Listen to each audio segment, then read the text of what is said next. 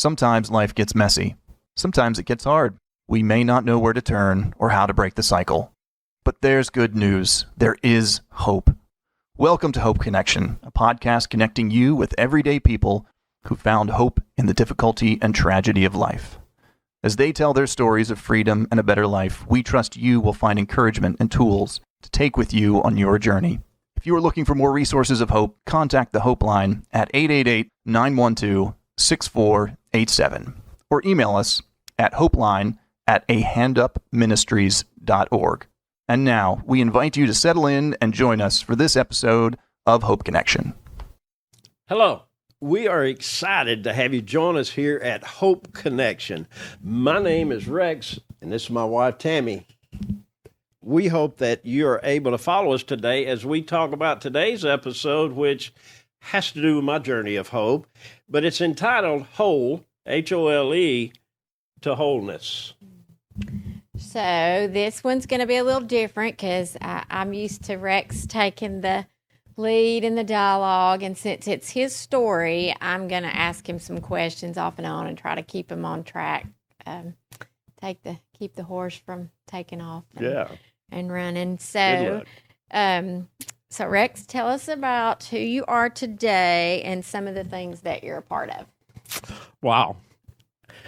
Let me preface it with this right here on this act, because I'm going to share some things that I've not shared anywhere, really.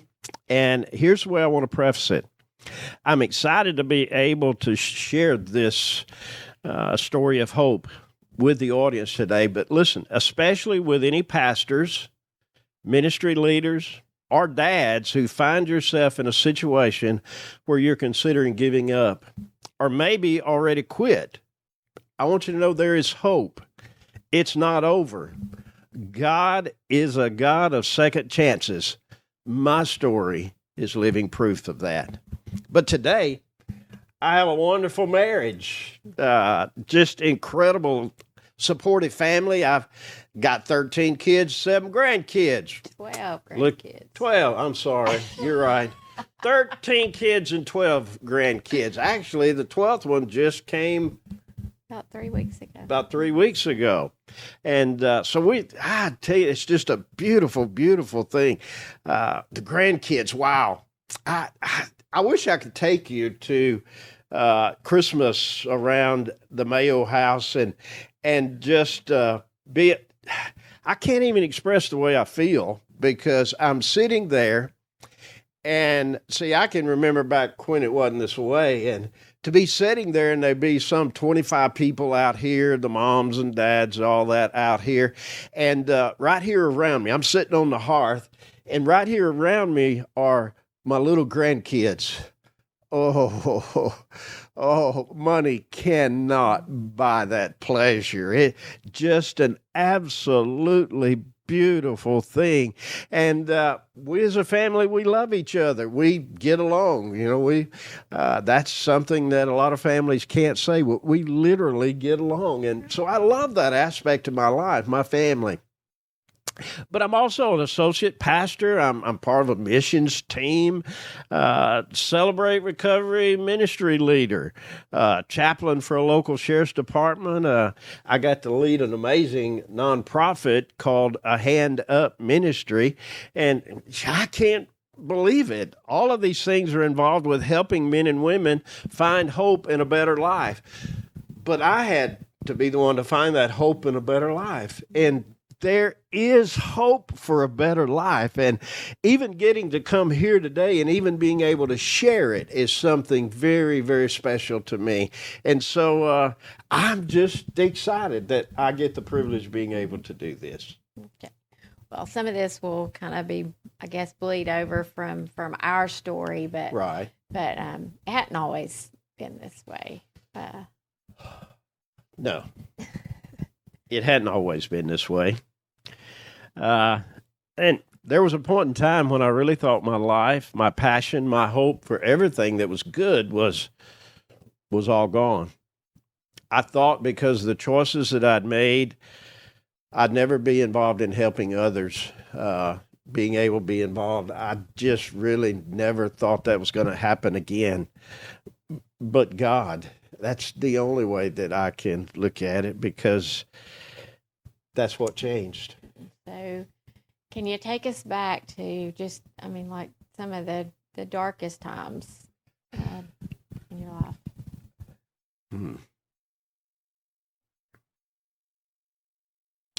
20 plus years ago, I stepped down from an 18-year pastorate because of a moral failure. In a short period of time, I saw my marriage dissolve, was over. I had a big D, divorce, plastered on my chest. To me, that put a nail in the coffin. I'd never be able to find my calling. I'd never be able to follow through my calling, my passion about life. I didn't think I could ever do ministry again. And I accepted that in a sense, that something died inside of me, and I thought it would never live. I thought it was final. I got up and I went to work every day, and I came home and would hope that I was just totally exhausted enough to where I could lay in the bed and not think about anything, because shame would grip me, and I would cry, and I couldn't sleep. And so I took on 2 more jobs just to wear me out, really, because I couldn't deal with life. Life was just a difficult thing for me. And so I took on 2 more jobs. I had 2 paper routes. I didn't do a survey with the people, but that's, I got what my master's degree paid for. I guess I was now throwing papers out, but I willingly did it, and I was willing to do it because by 4 o'clock in the morning, I was out throwing out papers, and so by 7 o'clock at night, when I get home from my other job, I'd be so tired I would just fall into bed and just be asleep. It was during this time that my oldest son called me and let me know what a loser I really was. He let me know that, in fact, he said something like this. He said, "Thanks, Dad, for the legacy." Woo! Thanks, Dad. So to say that was a dark time, yeah, it was a dark time. And my mother had always told me, "Son, you made the bed, now you're going to have to lie in it." And I did that. I admitted it. I was the loser. I was the no good. I was the one who had made those choices, and I didn't deserve anything but laying in the bed. And so let me stop you right there, okay. Because right about that time, you experienced really just a supernatural encounter, so to speak. And can you share that? Yes. I don't tell this story very often because some people would, he's crazy, But hey, it's my story, and this is the way it happened. About 4 o'clock one morning, and I can literally remember the place I was at on this certain road. And I was in my little black Ford Ranger pickup truck. I was throwing papers out. And it's just what I did every day. I'd get up, go throw out papers, go to my job. But this morning, something was different. I don't know how to explain it other than just tell you. So here we go. There was a presence in my truck, and I knew without a shadow of a doubt that it was Jesus. But I was so guilt-ridden and so shame-ridden because I knew better, and I made those choices knowing better, and I did it anyway. And here's what came out of here's what I said to Jesus. "What are you doing here?" I couldn't understand why he was in my truck.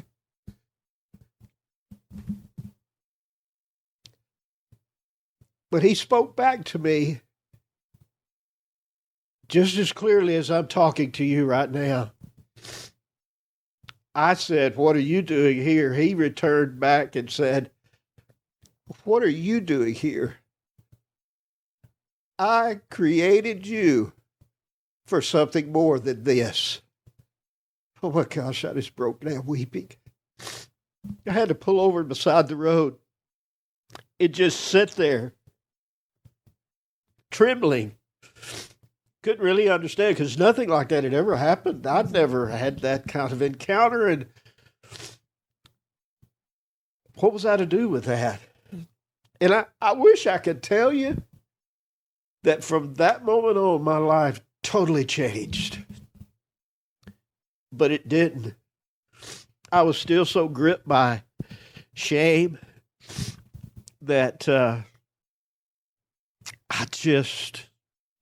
didn't know what to do. I didn't know what to do with it. So I possibly told Tammi, but I didn't tell very many people, and I haven't told many people until tonight. But I want you to know, he found me, and he spoke words of life to me. And I never forgot. It's just as real to me today as it was, and gosh, that's been at least 18 plus years ago that happened. And I still remember it just like it was yesterday.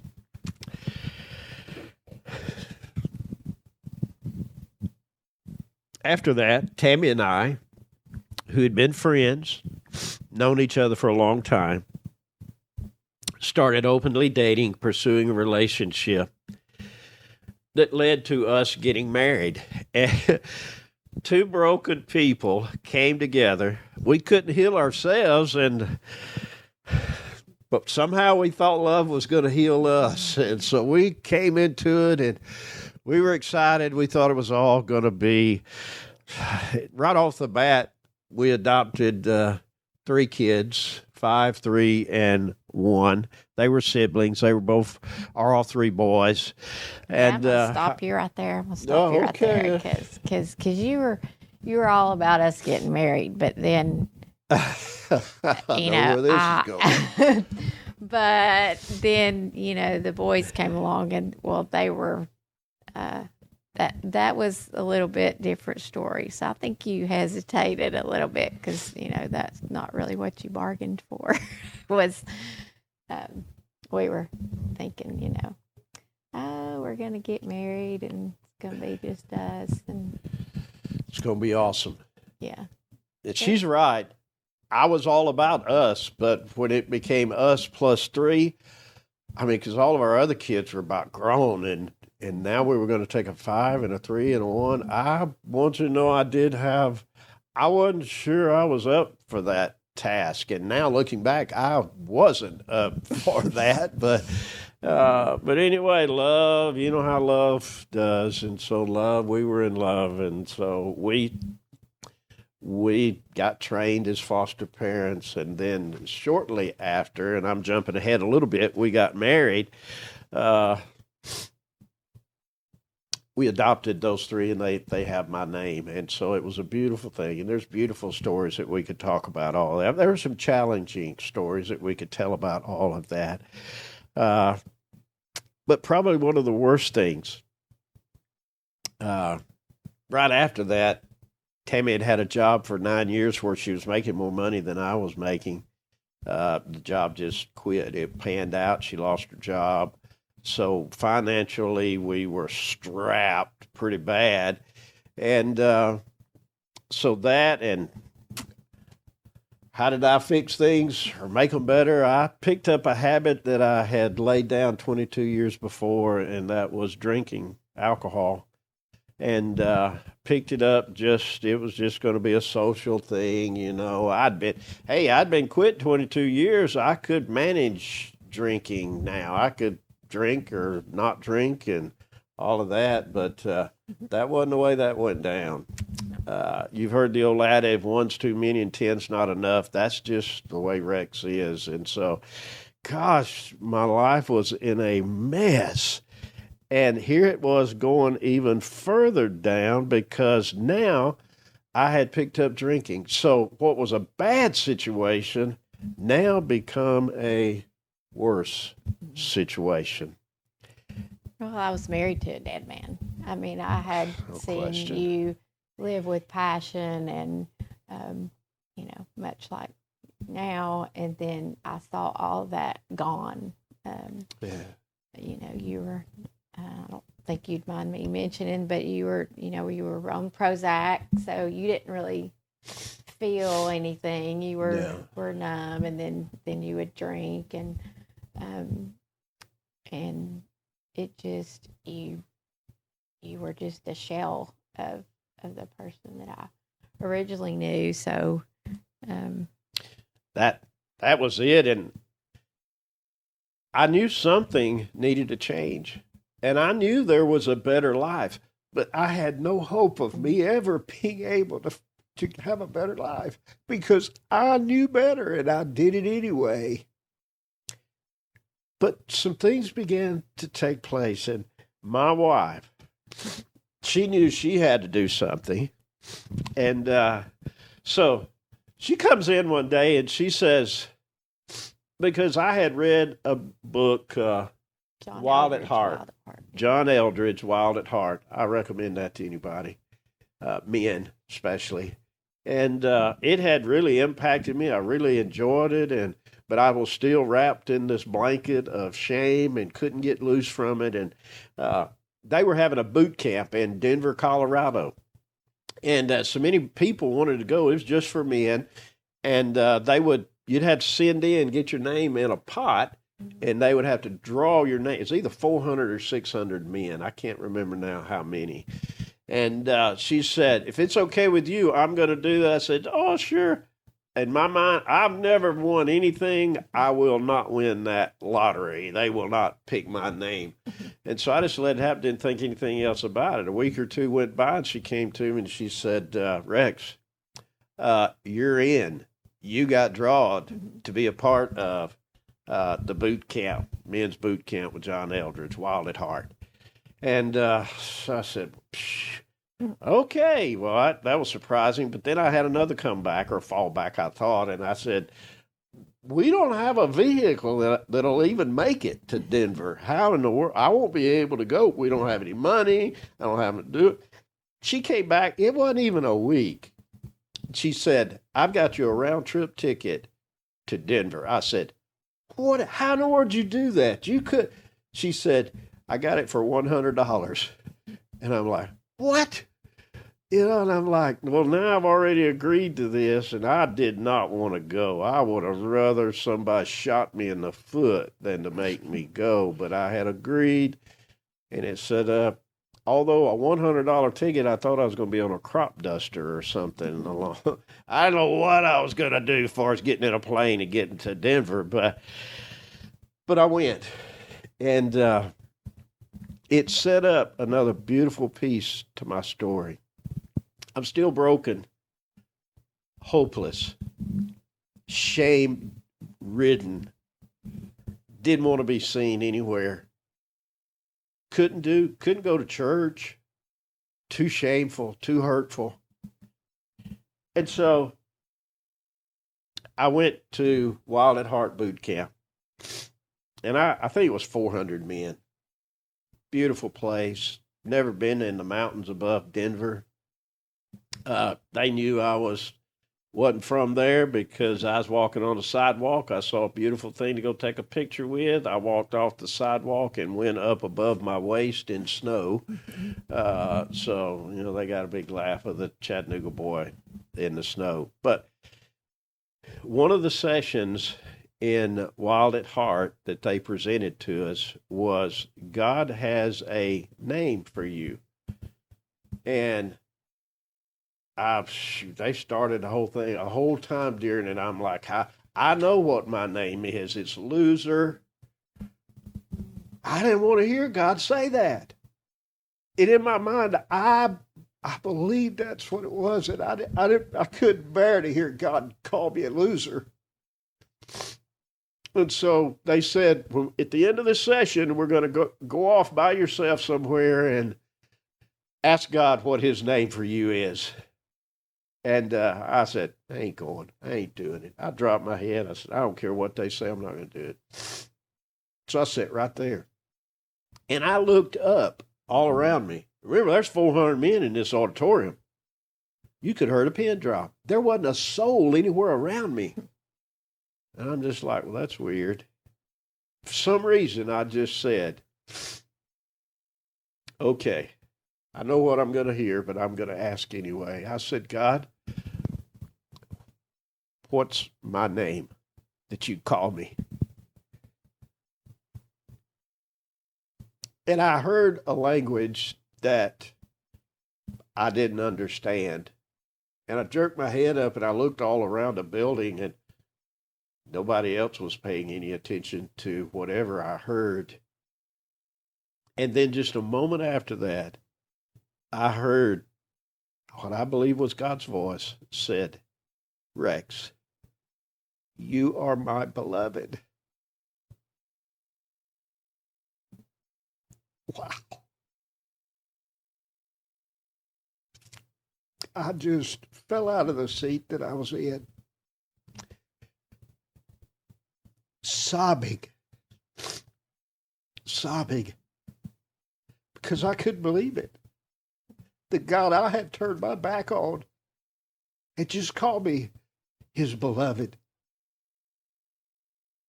Wow. That moment still lives. I wish, though, I could tell you from that moment on, life was totally changed. But it wasn't. But it was one of the seeds, just like in the car with the newspapers. It was another seed being planted with God's plan to restore me. I didn't understand all of that at that time, but he convinced me that he loved me. Don't give me that. Tell you why, because I have no idea. I didn't deserve his love. I didn't deserve to be called his beloved. But I accepted that. But then I left from there, and we get involved in church, right? Mm-hmm. Why did we go? For the kids. Yeah. We decided to get started back at church, but it was really because we need help with these kids. These kids need some good teaching, some training. We're going to get them to church. No intention of getting involved. No intention of really making relationships. No. We just went, dropped the kids off, listened, left. That's all we did. That's all we intended on doing, because I made this statement. We're going to go, but I'm not getting involved. I'm not getting involved. But we kept going, and we kept going, and we started growing. Things started changing, and I really wasn't even sure it was, but looking back now, I know it was, because I let somebody talk me into coming to their house. Snap, that wasn't in the plan. And so it just began to happen. And then one thing led to another. And she and I started praying together and reading devotion together. And our finances were in a mess. So Dave Ramsey helped with that immensely. And then she got me that book on marriage. What was it? Are you talking about the for men only and for women only? Yeah. Oh, well, we listened to the audiobooks, and I wanted to listen to both of them because I wanted to see if it was, accurate for me. And so, and I'm a control freak, so. But this is not my story, it's yours. Yeah, well, but we did the Dave Ramsey. We did the marriage books, and we did, and we started hanging out with positive people, and we started doing it, and it didn't change overnight, but things began to change, and then we came a little more, and somebody said, will you teach a class? didn't believe I'd ever have the opportunity of teaching again, but I said, okay, I'll teach a class. So we did that. And then it led to another class and another. And we kept getting closer and closer with the people that were just like us, had been broken, and God was doing a work in their lives. And it's such a beautiful thing that was going on. And then I'll never forget. You remember I told you about my son that called me and told me what a loser I was? Thanks, Dad, for the legacy. I'm riding down the interstate, and I'm riding, and actually it's my pastor that was driving. I get a phone call, and my son, he said, Dad, we just found out that our baby is going to be a baby boy. And we want to ask your permission to name him after you. And I was like, I don't know where the phone went. If I'd have been driving, we'd have been in a mess. Because I just wanted to bust out of there and just run up and down the roads. Because that was a God thing, because I couldn't fix that relationship. I destroyed a relationship. And to go from loser to that, oh, wow. Of course, you know the answer. I said, absolutely. Yes. Yes. And I wish I had a picture, because we handed out some presents the other day. Somebody just walked around and took a picture of me. And my grandson's sitting right here beside me, whose name is Oliver Rex. Oh, wow. That is something I never dreamed. I never saw that coming. I never saw it coming. But God began to bring our family together. Kids, grandkids. And it was such a beautiful thing. You left out a very important part, because before all of that, you let something die. Something that had become your God. Yes, I did. Prior to the teaching, at some point in there, my drinking was still there, and it was still a problem. And I had to realize that it was a God to me. It was more important to me than my relationship with God. And I'll still remember the day. I remember where I was at, where I knelt in an altar, and I laid what I called my God, alcohol, down. And you're right. I think that's when things began to happen and began to come together, and the story with my son and my grandson's name, and then CR. Out of nowhere, Celebrate Recovery came, and I stepped up and became ministry leader, and it was I am one of those people that, broken, busted, hurts, habits, hang-ups. I had all of those. I still have those things in my life, but it was something that I connected with and was just a beautiful part of my life, and it just came out of nowhere. I didn't go looking for it. It came to me, and it was just something very, very beautiful. And then the chaplain, I literally tried to I asked two other people that I thought would be a good chaplain in our jail and for our sheriff's department. They said, no, not interested. And then the sheriff asked me, and I'm like, okay, wow.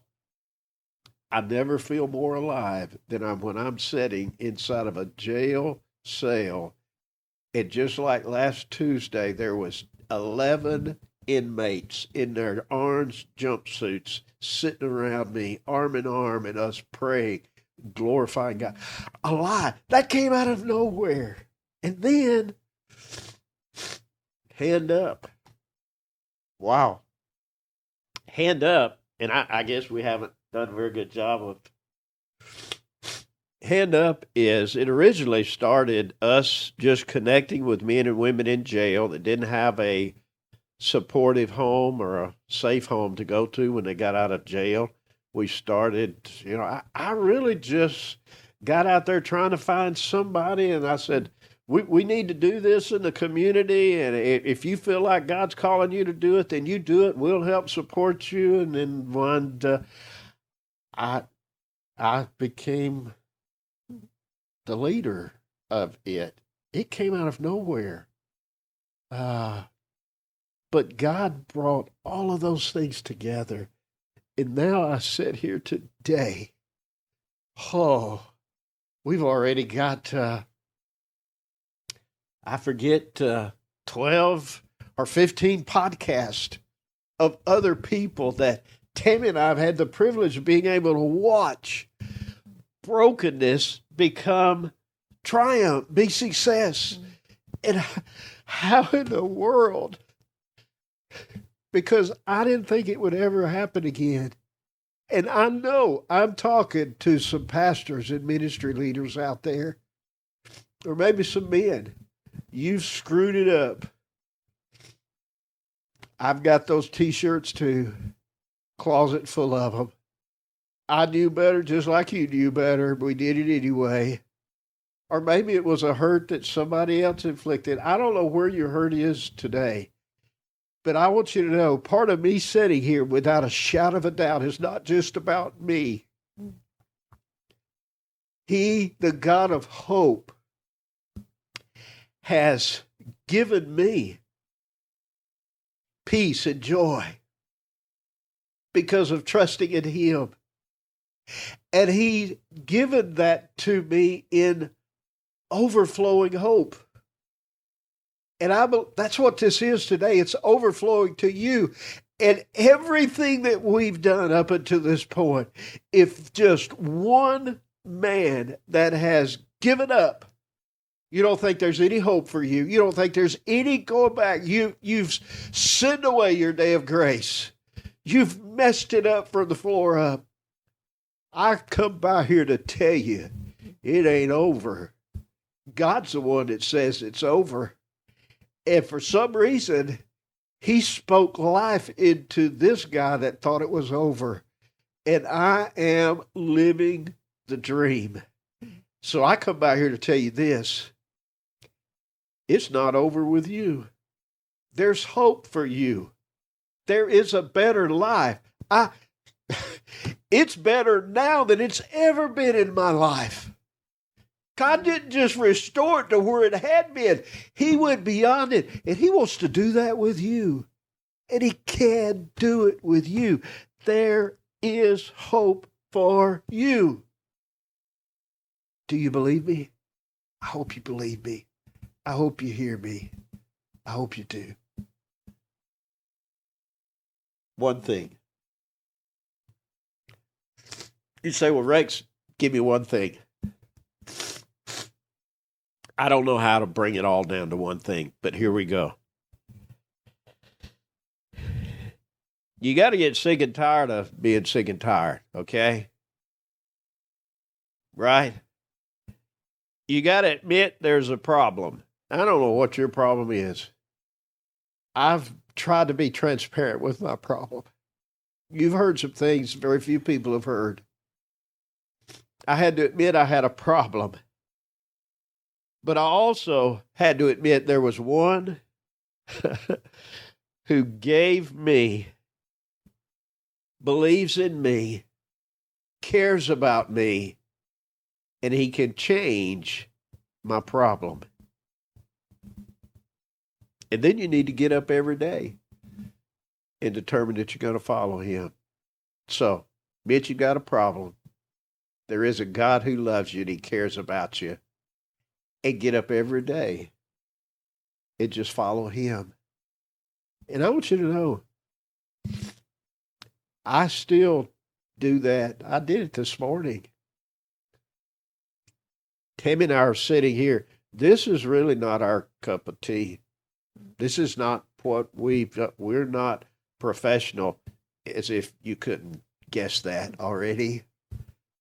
So we needed him, and we asked him. We started our day today asking him, and he's been with us, and he's helped us.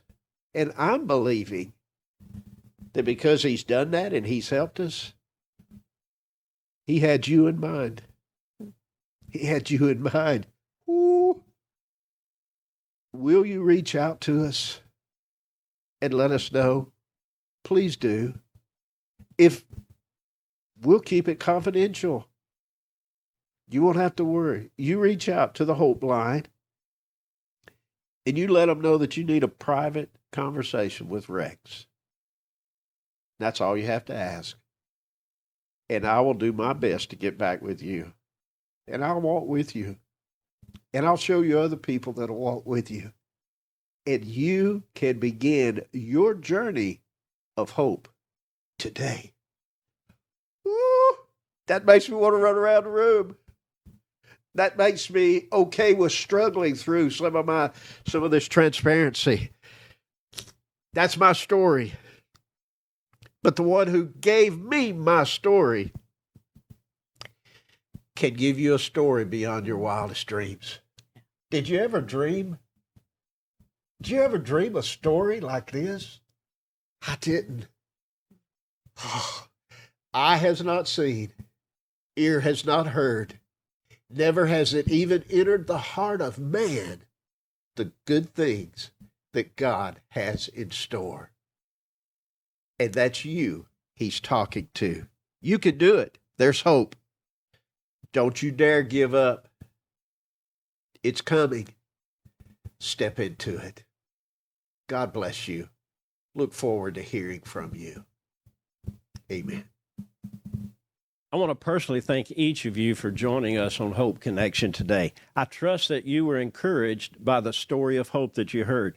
Now, I hope you'll reach out to us with your comments, concerns, questions, and also, if you'll see the number and the email address that are coming across the screen, please reach out to us. If you need someone to talk with, to walk with you, to point you in the right direction, please give us an opportunity. We would love to do anything that we can to be able to help you in this journey of hope that you are doing. Also, please help us by sharing this episode with your friends and family, either through Facebook or any other media outlet that you use. Please help us by sharing and getting the word out. And remember, there is hope.